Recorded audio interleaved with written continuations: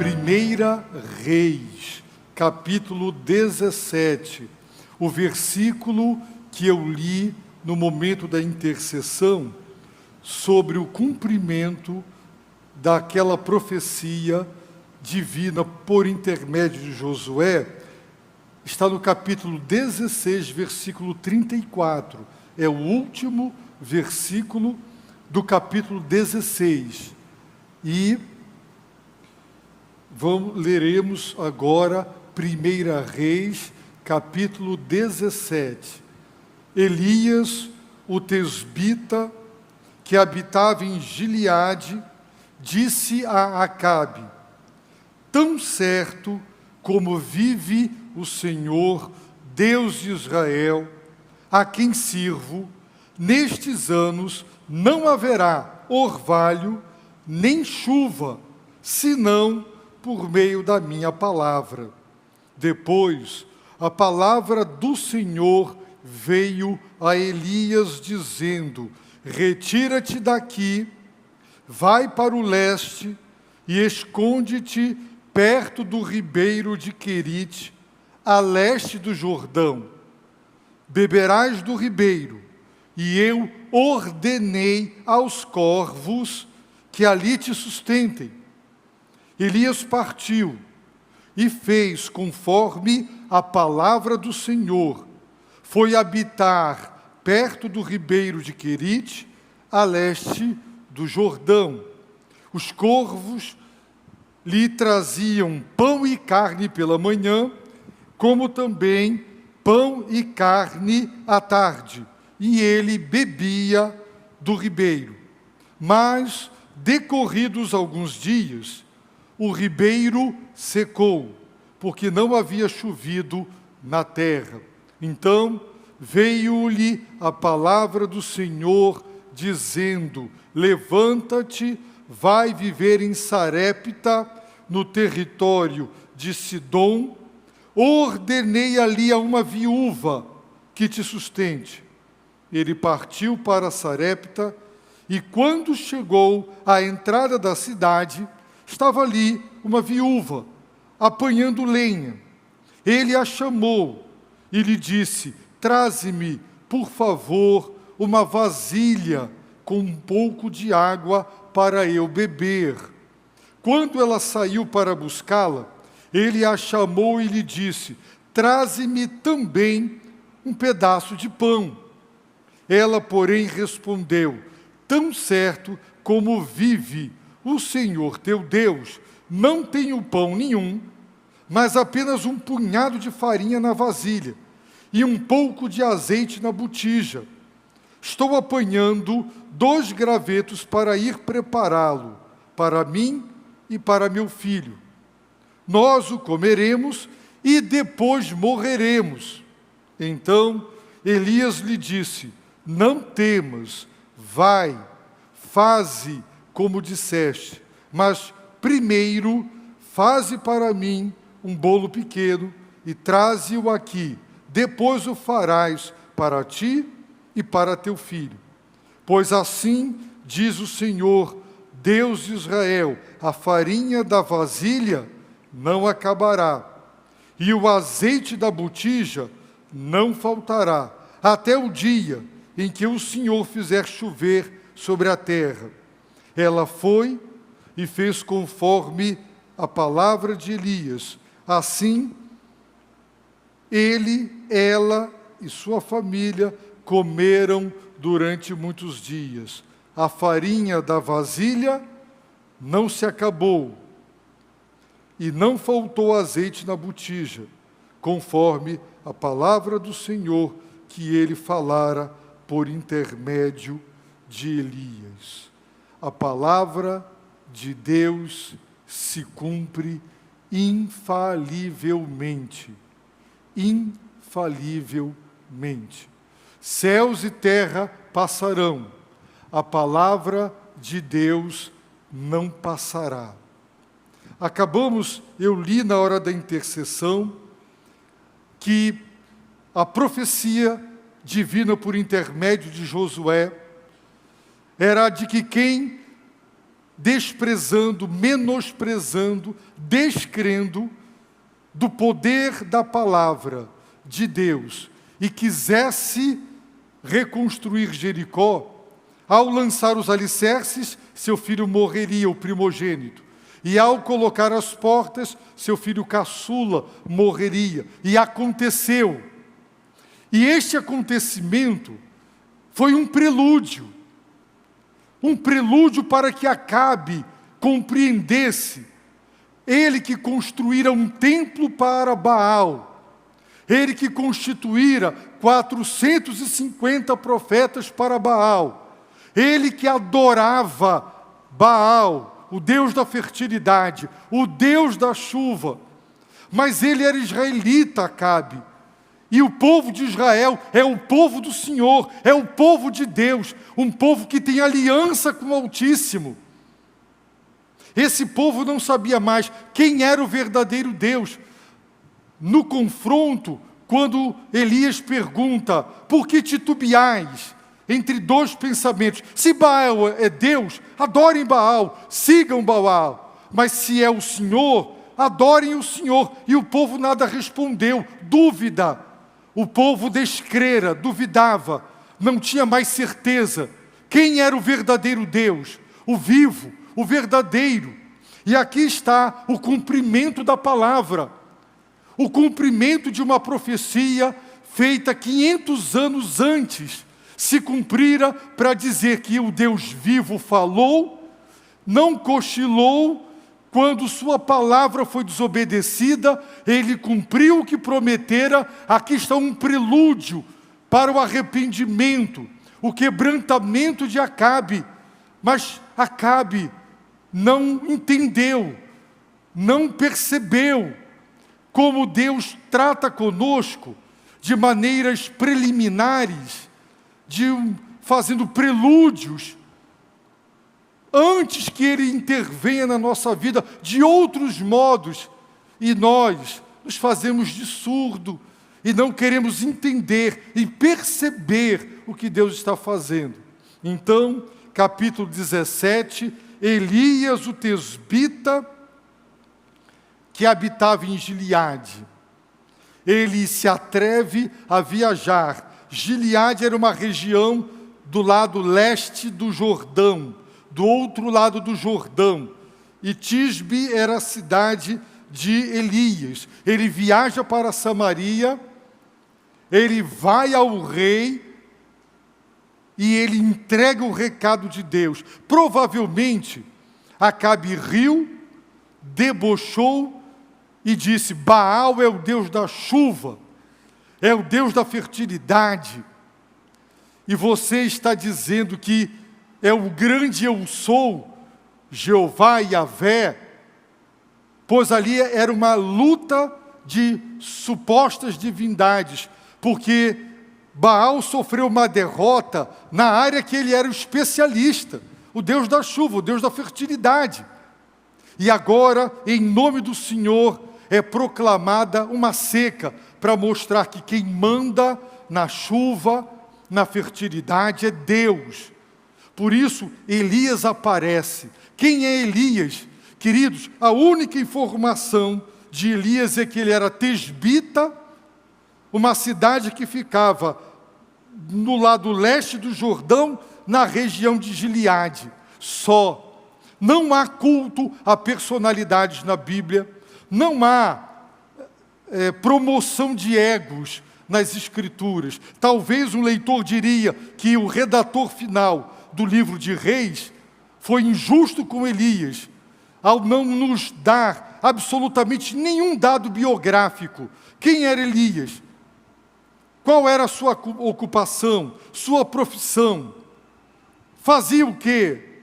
Tinha família? Era casado? Não sabemos nada sobre ele. Apenas ele cai de paraquedas aqui, do nada ele aparece, enviado por Deus, e ele se dirige a Acabe dizendo, tão certo como vive o Senhor, Deus de Israel, nestes anos não haverá orvalho nem chuva. Observem a fórmula introdutória, tão certo. como vive o Senhor. Senhor traduz o tetragrama, o grande eu sou, Yahvé, Jeová. Tão certo como Jeová, o grande eu sou, vive, Ele é o Deus verdadeiro, real, genuíno, o único que é divino. Baal não é Deus, não há outros deuses, são falsos deuses. Tão certo como vive o Senhor. O Senhor é vivo, real e verdadeiro. E tão certo quanto é a sua eterna existência, o que eu vou falar agora se cumprirá infalivelmente. Vocês acabaram de ter uma amostra de que Ele fala e Ele cumpre. 5 séculos se passaram, mas o que Ele disse, Ele concretizou. Tão certo é como se você dissesse, tão certo como 2 e 2 são 4. Existe a possibilidade de 2 mais 2 não serem 4? Digite na calculadora 2, ponha o sinal de mais, digite 2 de novo. É possível sair um outro número? Não dá. Tão certo como 2 e 2 são 4, tão certo quanto Deus é vivo, é verdadeiro, é real. Ele não é falso, Ele não é ídolo. Nestes anos não haverá orvalho nem chuva. Por quê? Porque Baal estava sendo adorado pelo povo de Deus, o Deus da chuva, o Deus da fertilidade. Ele vai sofrer uma grande derrota na sua área de especialização, para que Israel saiba, e está claro, que o Senhor é o Deus de Israel, não é Baal. Elias se apresenta dizendo, a esse Deus a quem sirvo, eu sou servo de Deus. A quem nós servimos, quem é aquele a quem a nossa vida serve. É preciso ficar claro, se é Baal, é o mundo, vá para o mundo. É Deus, então é o Deus e Pai de Jesus Cristo, rompa com o mundo.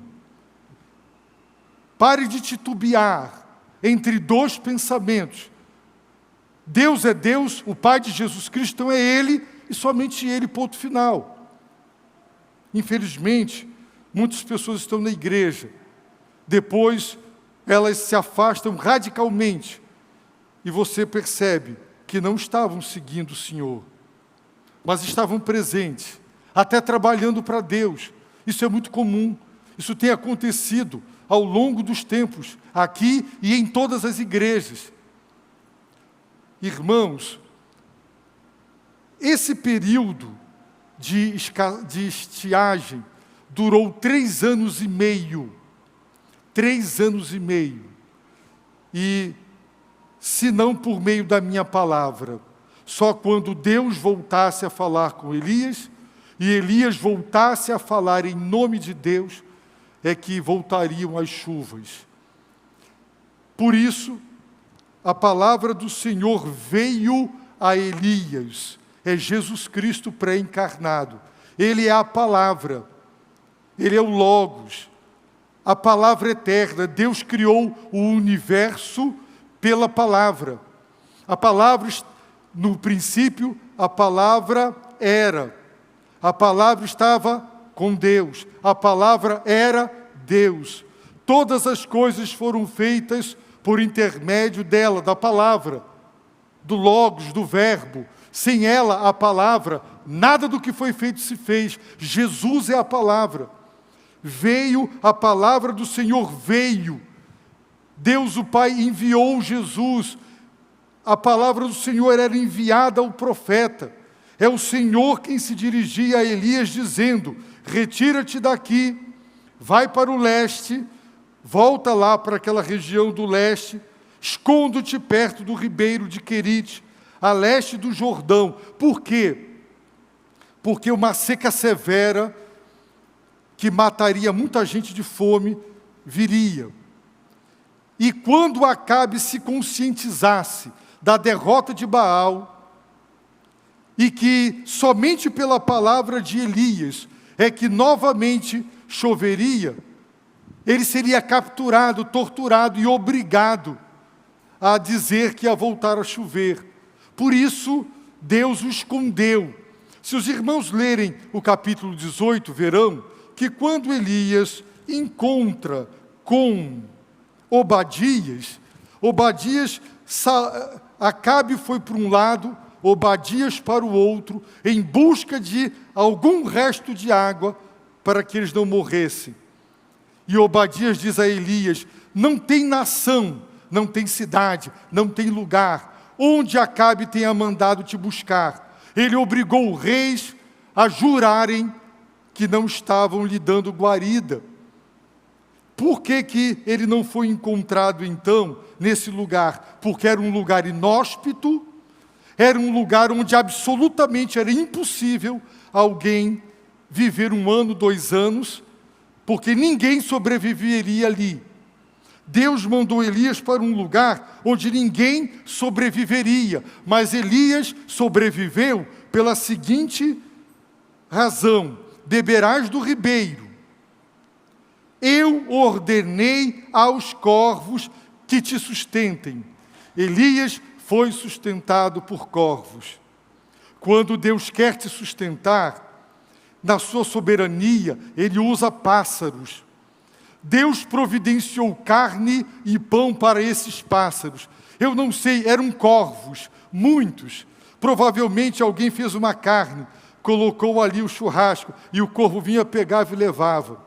Alguém fez o pão e deixou o pão esfriar, saiu quente do forno, o corvo pegava e levava. O fato é que todo dia de manhã e todo dia de tarde, pão e carne, Deus sustentou, Deus ordenou aos corvos: sustentem Elias. E Deus providenciou de modo que os corvos encontravam pão e carne 2 vezes ao dia para sustentar Elias. Mas observem o que Deus disse: eu ordenei, mandamento de Deus, eu ordenei. Certa vez eu estava passando um momento, já compartilhei isso com os irmãos, tão difícil, que na minha geladeira tinha água gelada, só, e eu não sabia como ia ser. Então, um amigo tinha um cliente que estava lhe devendo muito dinheiro. Ele disse: não tenho como pagar, mas ele era dono de supermercado, e disse: leva o que você quiser aqui, no valor do que eu te devo.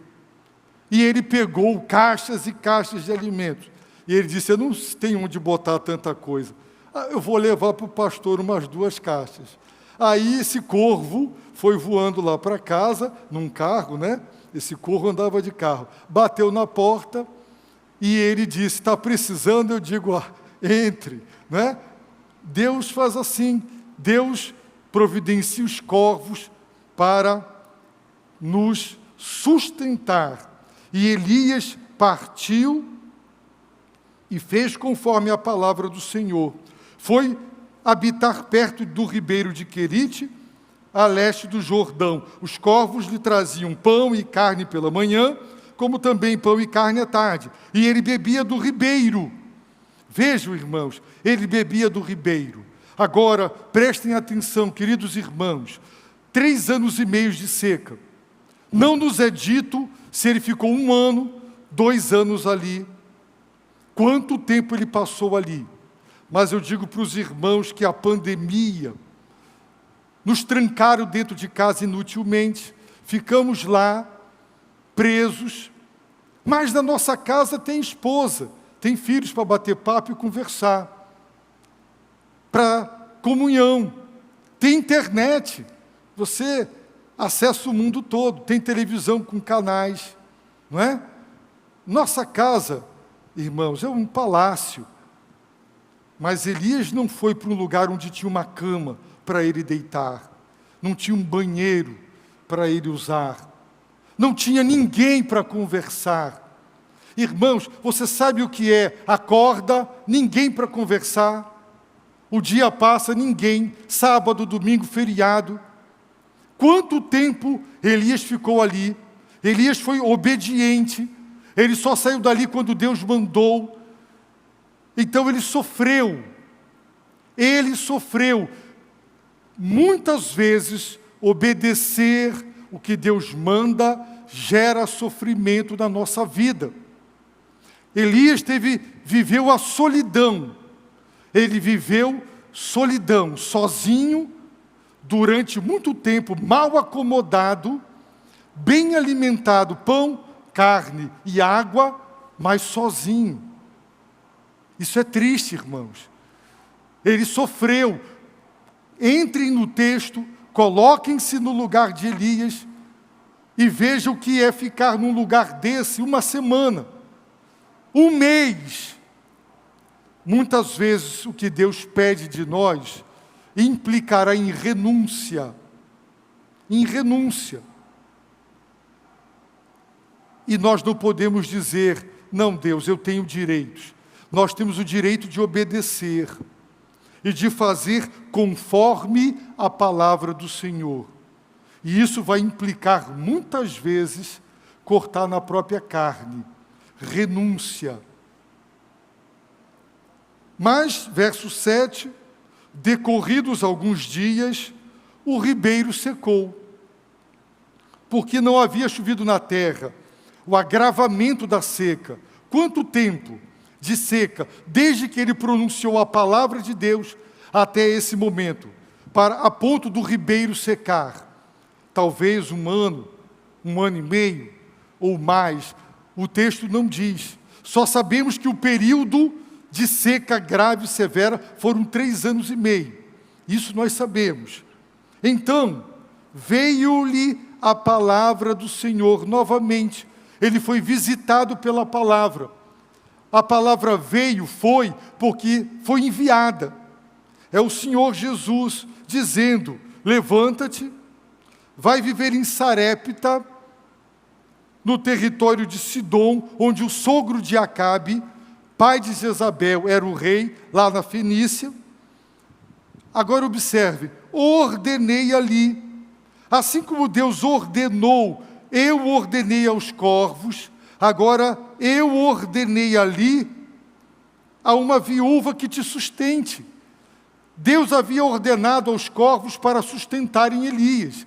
Agora Deus está ordenando a uma viúva. Essa viúva, irmãos, quando Elias a encontra, ela está dizendo, eu estou pegando aqui 2 gravetos, eu tenho um punhado, é o que dá dentro de um punhado de farinha na vasilha, e eu tenho um pouco de azeite na botija. Com esses 2 gravetos, eu vou fazer aqui algo para eu e o menino comer, e depois nós vamos morrer de fome, porque acabou, não há mais nada. Como é que Deus ordena uma viúva que mal tem o que comer, que vai comer o último pedaço de pão, de bolo, para morrer depois? Como é que Deus ordena a uma viúva para sustentar Elias? Irmãos,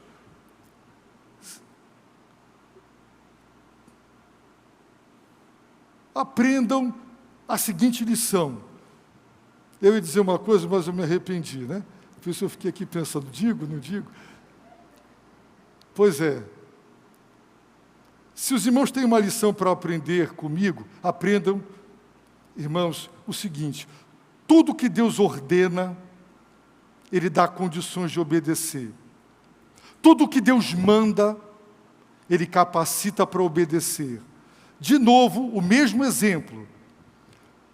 Jesus vai para o paralítico, as pernas fininhas, tudo atrofiado, paralítico de nascença, e dá uma ordem que ele não pode obedecer. Pastor, Deus manda nós fazermos o que nós não somos capazes, manda. Deus nos dá ordens que nós não podemos obedecer, dá.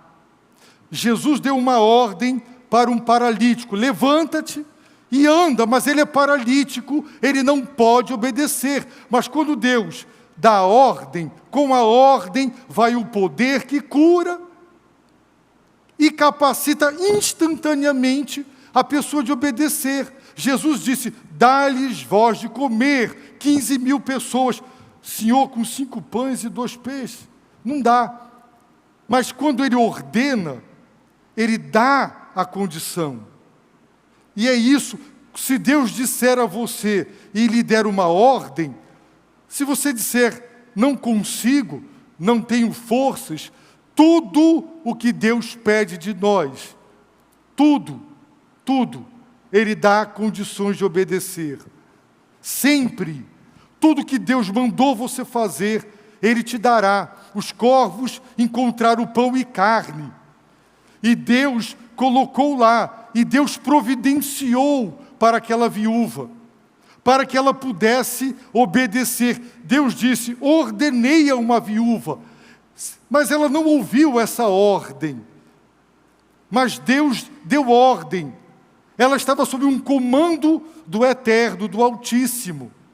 Por isso, Deus usa Elias. Observem que o texto afirma que Elias pede a esta mulher água. Antes, Elias diz, antes, faz um bolo para mim, um pedaço de pão, e traz para eu comer. E a mulher diz assim, tão certo como vive o Senhor, teu Deus, eu sou serva de Baal. Jeová, o grande eu sou, é o teu Deus, é o Deus de Israel, não é o meu. Não tenho pão nenhum, apenas um punhado de farinha na vasilha e um pouco de azeite. Estou apanhando 2 gravetos para ir prepará-lo para mim e para meu filho. Nós o comeremos e depois morreremos. Então Elias disse, não temas, vai, faze como disseste, mas primeiro, faze para mim. Irmãos, talvez muitas mães aqui diriam, não, eu vou fazer para mim e para o meu filho. Pouca farinha é meu pirão primeiro. Negativo, eu só tenho isso, e eu vou priorizar você, um desconhecido. Irmãos, Elias disse, traze-o aqui, depois o farás para ti e para teu filho. Depois como? Se ia acabar o punhado de farinha e o pouco de azeite.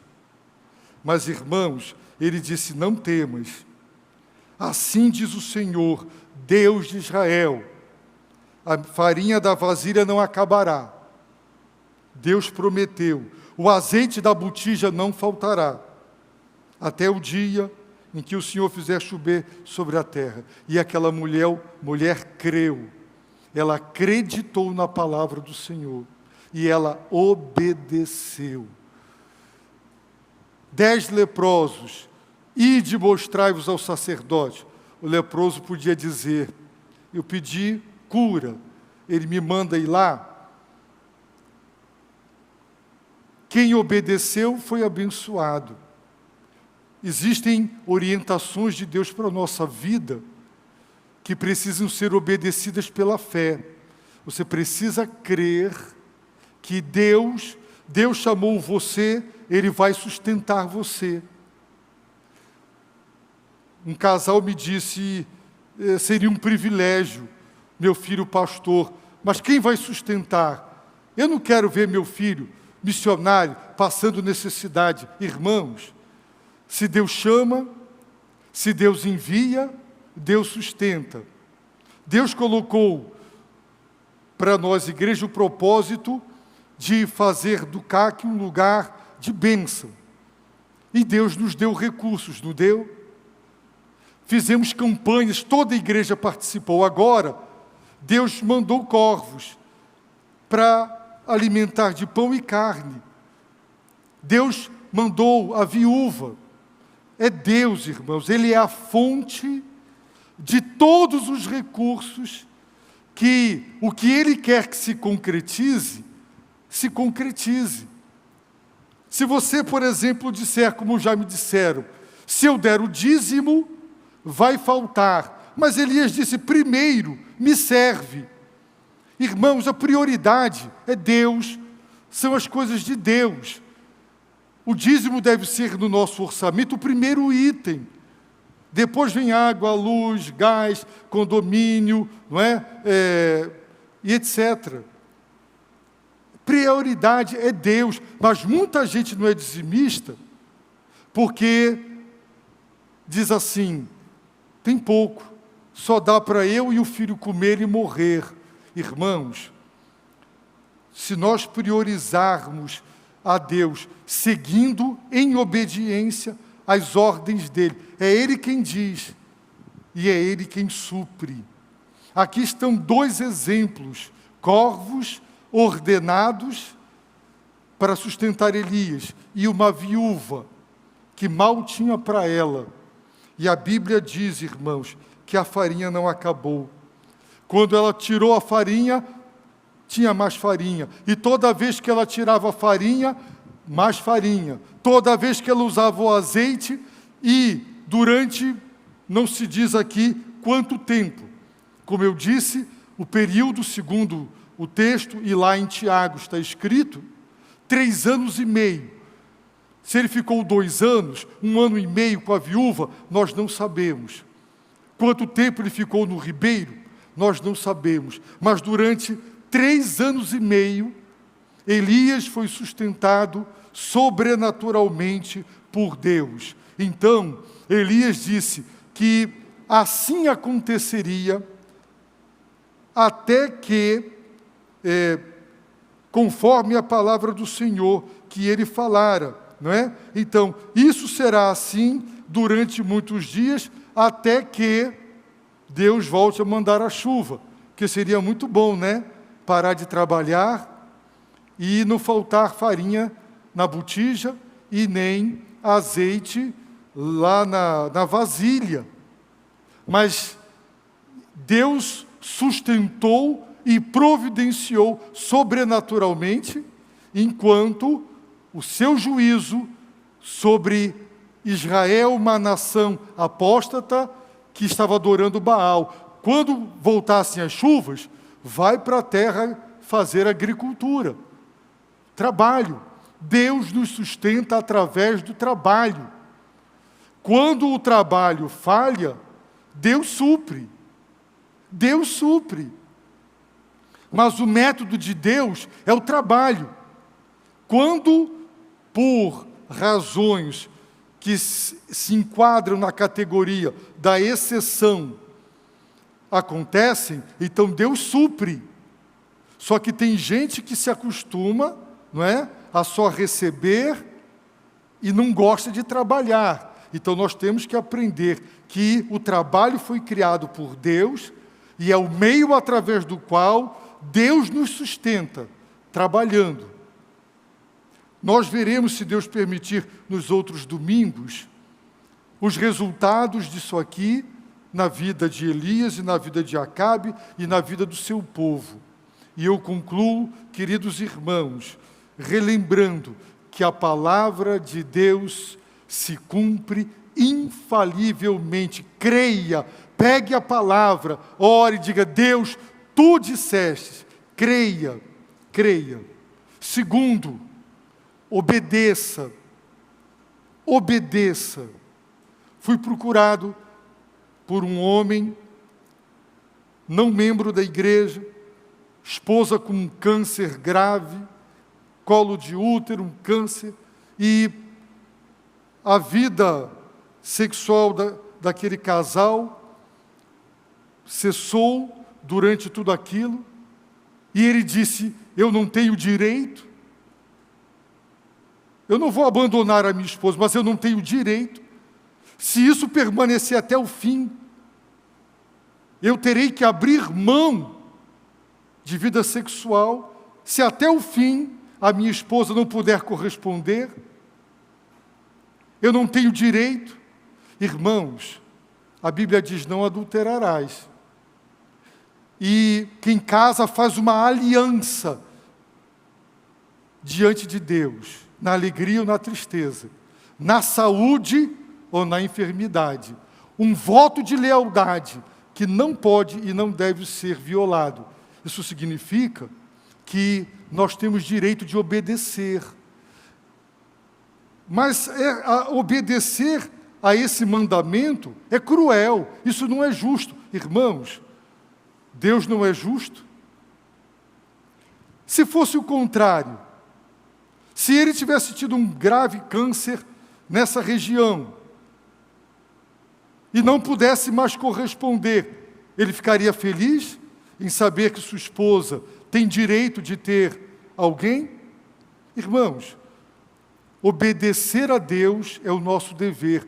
E tem, muitas vezes, a obediência nos trará sofrimento.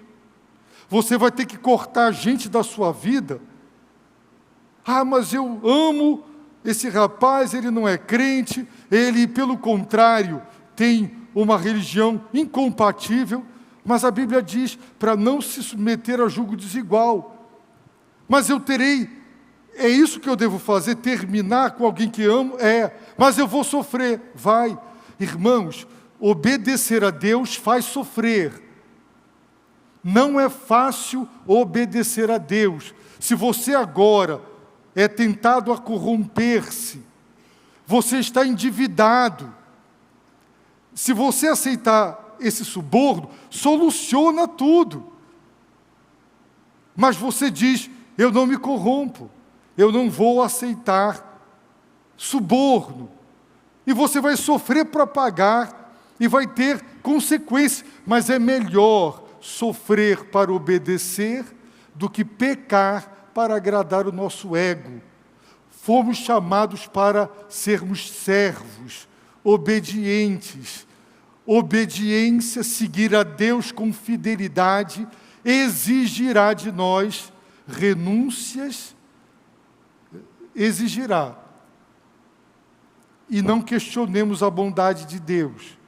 Não questionemos se é justo ou se é injusto. Deus não erra, Deus não falha, Deus é Deus. Fomos chamados para obedecer. E aqui nós temos um exemplo. A palavra de Deus se cumpre infalivelmente. O que Deus disser, façamos conforme a palavra do Senhor. Façamos conforme a palavra do Senhor. O Senhor é quem nos sustenta e Ele pode usar pássaros. A soberania de Deus é tão abrangente, é absolutamente abrangente, que Ele comanda corvos, Ele comanda a natureza para que não chova, Ele comanda a vida de uma viúva e faz com que o azeite e a farinha não acabe. Essa soberania é ilimitada, Ele é Deus. Então não duvide, é Deus quem sustenta. O nosso sustento vem de Deus. E por isso nós não podemos justificar a nossa desobediência alegando uma questão de sustento. Baixe a sua cabeça, feche seus olhos e diante do que você ouviu, ore ao Deus vivo e verdadeiro.